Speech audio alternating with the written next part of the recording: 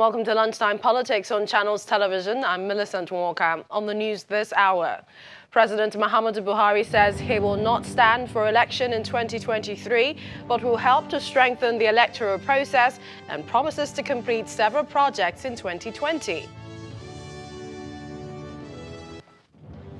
And the PDP presidential candidate and his running mate in the 2019 election are offering advice to President Buhari and his government on how to end poverty and insecurity in Nigeria. And Katsina and Bauchi workers have reasons to smile as the governors in the two states have begun a process to begin payment of the new minimum wage regime.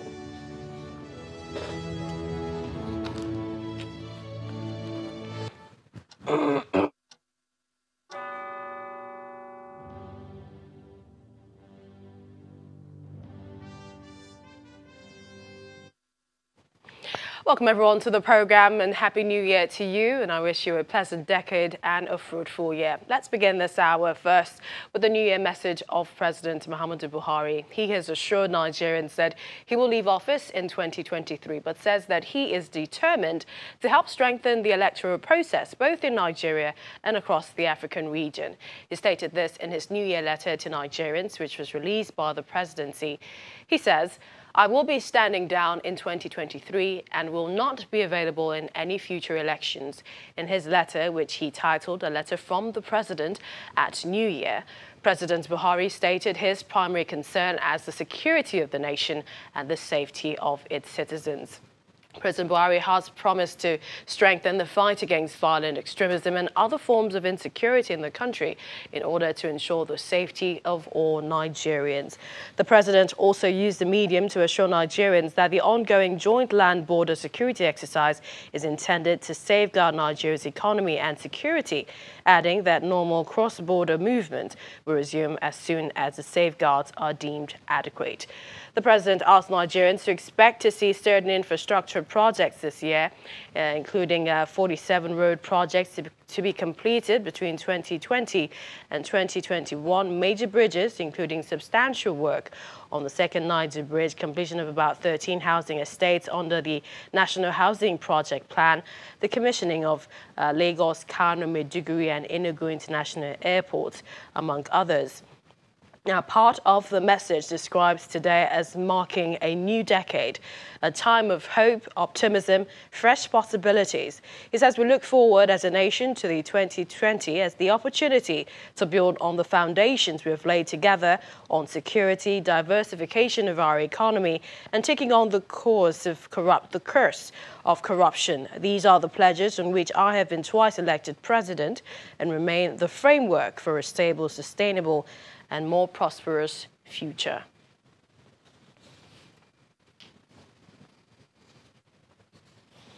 Well, let's get some more views on the president's New Year message and what it means for the people of Nigeria. I'm now being joined by the National Publicity Secretary of the YPP, Mr. Wale Martins, and also Mr. Gerald Ekwunife. He's a lawyer and member of the All Progressives Congress. I'd like to thank you both for joining us. Thank you very much. Now, let's begin. From the president's letter to Nigerians, there is an affirmation of his earlier promise on the third-term agenda, as he again says he will not be standing. He will be standing down in 2023, and says he will strengthen the electoral process in Nigeria and across the regions where several ECOWAS members go to the polls this year. Are you optimistic about this promise? And this is for you, Mr. Martins. Yeah, thank you very much. Good afternoon, Nigerians.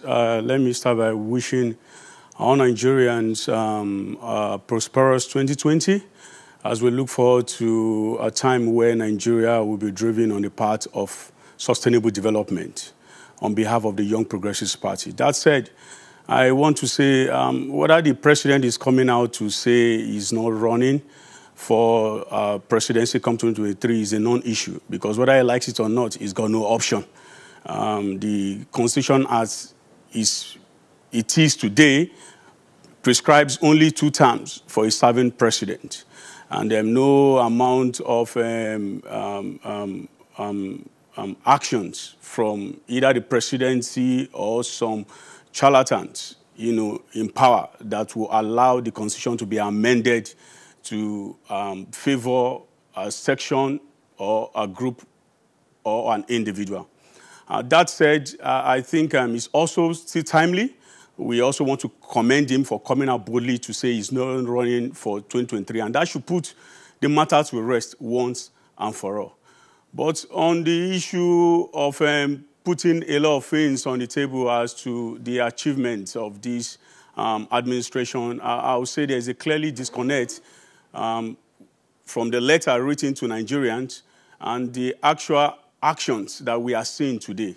As it is not surprising that the government as it is today does not even understand what Nigerians are feeling. Neither are they also in tune with what is going on globally. And I will premise this on the fact that in this era of fourth industrial revolution, where the world is talking about artificial intelligence and robotics, where people are driving human capital development all over the world because that is the greatest human resource. The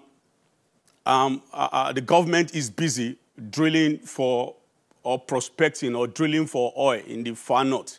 That shows clearly disconnect, with the global reality. And then when you also look at a government who is, making so much noise about fighting corruption, you see that today we are being ranked by Transparency International in the Corruption Perception Index as being ranked 144th in the whole world. That is to tell you that the government has not made any appreciable success in terms of fighting corruption. I'd just like to say, Mr. Martins, if I may, I'd just like to quickly say that we're still expecting Mr. Gerald Ikunife, who is a legal practitioner, to join this discussion. But, you're talking about today. Today, the president has said it's a time of hope and a time of optimism. And he's made several promises in that letter. Don't you think that moving ahead and into this new year, 2020, these are loads of promises to come for Nigerians? Let's hope Mr. President matches actions with words, because that is what we have clearly seen in this APC government. They say one thing and they do another thing. You agree with me that the actions of the president does not even premise on the fact that he is promoting unity. All government appointments have been clearly divisive. It has been tilted towards a section of the country, and that is in public domain. Only those who are benefiting from the South are keeping quiet about this very, very important, issue in public space. We cannot deceive ourselves. If you want to get rid of federal capital, if you want to get rid of federal character from the Constitution, get rid of it, and let's know that henceforth we are going forward and we're going to be riding on the basis of competence. And there will not be the issue of quota system all over the world. The president will be at liberty to pick the best around the world, and probably, especially if he wants to pick everybody from his ethnic group. But that said, as far as the federal character principle is still in force, it is mandated by the Constitution. It's not an option to be able to make appointments across board, across all religion. He should not limit his appointment to those who are from his own part of this country. He's the president of the Federal Republic of Nigeria. So if you are now saying we want to move forward, you should go and to the very foundation of the things that his actions has brought, and begin to see how he can remedy this situation and begin to balance across board. Yes, finally, so, if you were to say, he's listed many things and many projects to come in 2020. If you were to say one thing that you would want to see in 2020, what would that be? What I want to see is Mr. President talking about restructuring. That was one of the bases upon which the APC government was elected into power. They should stop deceiving us. This is the only government in the history of the world that rode on promises and came to power only to deny those promises that they made. So what we are saying, even if they do not trust the report of the Jonathan administration, let them start with the El-Rufai report on restructuring At least he went, he traversed the country, and he came up with a recommendation on restructuring. We want them to start. That is what we should be talking about in this new year, beginning of a new decade. Let's begin to see where this country can be restructured to allow for productivity and accelerated development. As it stands, we are only deceiving ourselves. No structure that is built as we are currently at, that we develop. You are constructing roads. You are constructing bridges. To what end? When there's no foundation, no nation will grow on the present foundation as we have. So I want to advise Mr. President that let's revisit the issue of restructuring. And if he does not trust the opposition, let him start with the recommendation of El-Rufai. It's one of the cardinal points, a pivot upon which they campaign for this nation. And we appreciate your time. So please let them start. We'd like to thank you so much, National Publicity Secretary of the YPP, Mr. Wale Martins. Thank you for talking to us at this time. There are also a series of New Year messages coming from eminent Nigerians, and these ones are from the presidential and vice presidential candidates of the People's Democratic Party, PDP, Mr. Atiku Abubakar and Mr. Peter Obi. The former vice president says poverty and illiteracy are major challenges Nigeria must tackle urgently. In his New Year message, Mr. Atiku observed that the rate of insecurity would reduce in the country if poverty was addressed with a special focus on the war against insurgency in the northeast. He says we cannot win the fight against terrorism if we do nothing to reduce or eliminate poverty and illiteracy. The former vice president therefore called on the Buhari administration to review its economic policies and improve the situation. His running mate at the last election and former governor of Anambra State, Mr. Peter Obi, says Nigeria is not where she should be and blames it on failure of leadership. And Mr. Obi is asking the government to strive to seek a pragmatic solution to the increasing security challenges in the country.